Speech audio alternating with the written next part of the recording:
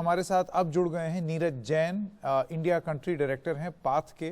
Mr. Jain, thank you so much for speaking to NDTV on this program. Now, despite the government spending a good amount in programs like Mission Indra, Indradhanush, the country's immunization remains one of the lowest in the world. I want to ask you why.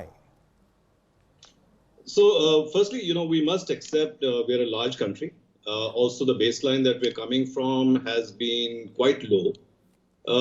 It's definitely, if you look at what we've achieved over the last years, and especially after the launch of Mission Indradhanush, it's actually fantastic. I mean, we have 2.7 crore children as a birth cohort every year. Reaching them, it's a large country, the population is huge, so reaching them is already a challenge. And within that reach, there are also challenges of, cultural type. There are issues about vaccine hesitancy.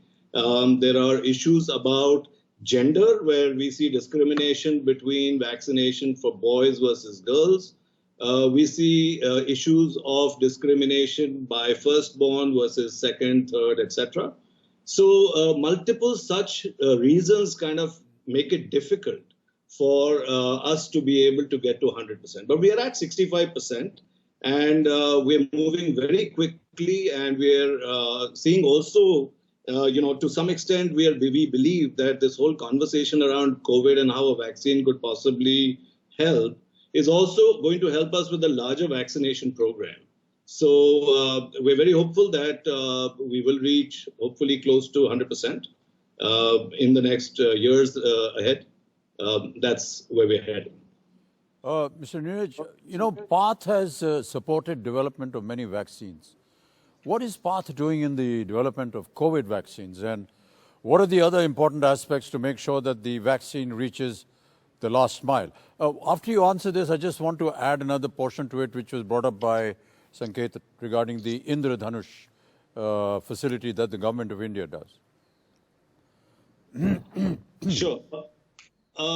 Thanks for that, Mr. Bachchan. Great to see you. I wish it was in person, but we'll do with this for now, and hopefully next year we see you in person.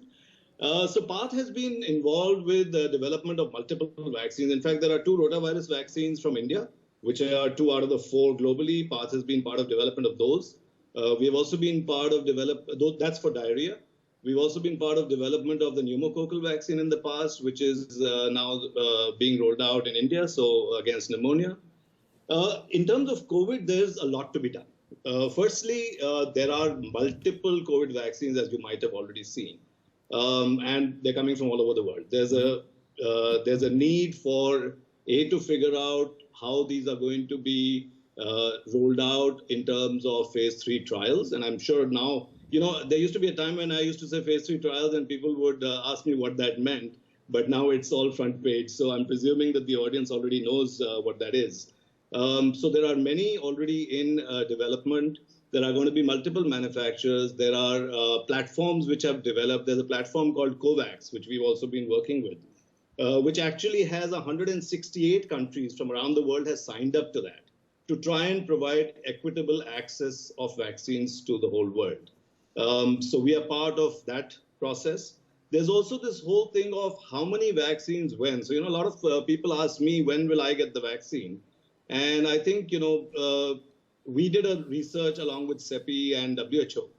And what we found was that by the end of 2021, we'd probably get 2 to 4 billion vaccines at a max. That's the kind of production facility. We went to 130 factories around the world, did an analysis of that, and that's what we realized. So this is going to take some time. And if you have to take 2 doses, and I know Adar Poonawalla has talked about this also, if you're going to take 2 doses, and if it's going to be across the world, everybody, you're probably looking at 2024.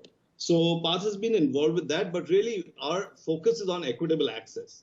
How do we make sure that those who need the vaccine gets it first? And probably people like me would be sort of standing far behind on the list in terms of getting the vaccine access. So in addition, I just wanted to reflect on what Sanket brought up in the Indradhanush package. It's a package that contains vaccination from the part of the government on many diseases. we've been trying to push a particular disease and ask the government to pay particular attention to it, particularly hepatitis B. And it comes under the general package. Hepatitis B is something that actually needs a lot of attention because we've discovered, and I work for it, that many a times there's a lot of discrimination that takes place, particularly amongst women. And if many women who are detected with hepatitis B are actually, sorry to say, but after marriage get thrown out of the home. In the villages, we've seen that. Women that get infected with hepatitis B are not allowed entry into certain countries. And because they fear that, the children that are born will be infected and that will spread. Is there some way that some particular attention, concentrated attention, can be given to either hepatitis B as an isolated incident or some of the other more major diseases? Because unless special attention is given to them, somehow they get lost in that general package of Indradhanush.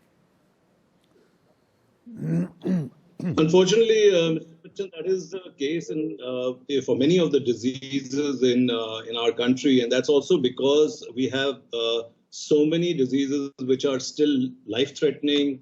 We're losing our under 5 children, etc. So that's rightly so. There's a prioritization that happens. But talking specifically about hepatitis, I think the larger challenge there is on diagnosis. I think a lot of people are still falling off the map in diagnosis. So as our primary healthcare is getting strengthened through Ayushman Bharat, the government is working on that.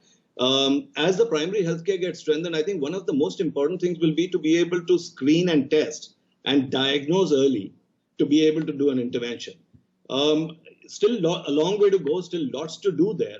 But my sense is that once we're able to diagnose and once we have a list, and I must say, we've done that in the TB program, and I know you've really been supporting us as public health people in the TB program, where every TB patient is now on a database. The diagnosis is actually happening even in the private sector. So if a TB patient is going to a private doctor or to a pharmacy, anywhere that they might be going, they are getting proper diagnosis and they're going into that register.